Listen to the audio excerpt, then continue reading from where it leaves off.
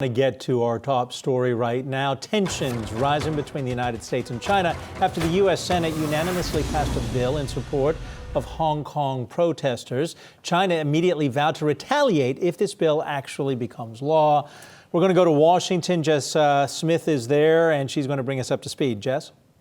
Well, the bill is called the Hong Kong Human Rights and Democracy Act. As you mentioned, it passed the Senate unanimously. It would require an annual review of the special trade status that Hong Kong receives from the U.S. It would also mandate sanctions on officials who carry out human rights abuses. Republicans and Democratic senators have praised the bill. Here's Minority Leader Chuck Schumer.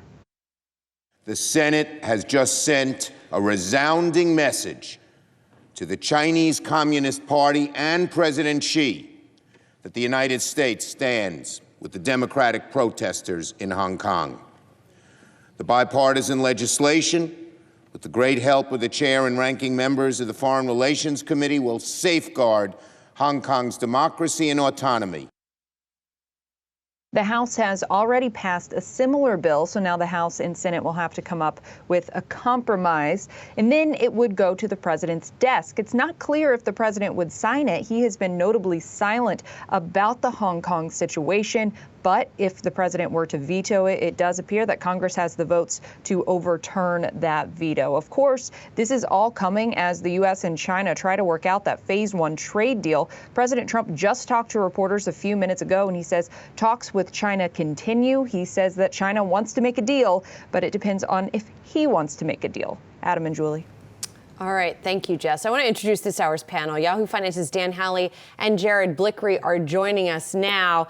There's a lot of tit for tat in this, but it does seem like that action by the Senate could provide some kind of obstacle. Well, unanimous, too. So even if President Trump doesn't sign it, it could come back and pass by 2/3. This strikes me as something that could potentially sandbag President Trump here and his efforts to engage in this trade war. And if he is undermined, what happens to him? Does he still have the nomination of the Republican Party for the presidency?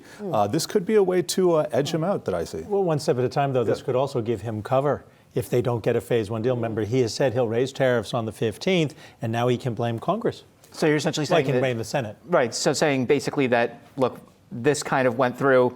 Now we can't get any of the trade talks blew up to our go negotiations. Forward. Right. And I mean, it'll be interesting to see if he actually goes through and vetoes this or signs it. But whether or not, I guess we'll find out how the trade tariffs discussion goes before then, maybe.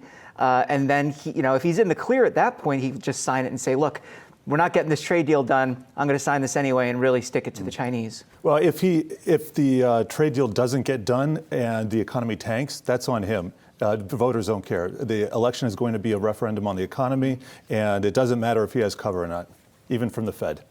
Right, but that also could affect potentially what he does in terms of tariffs. There's a lot of handicapping going on here. Yes. Yeah. I'm glad you brought up the Fed because we're awaiting Fed minutes, but that's another issue. Hey investors, Zach Guzman here. Are you interested in learning more about the markets and getting the latest financial news? Well, then click right here to subscribe to our Yahoo Finance YouTube channel.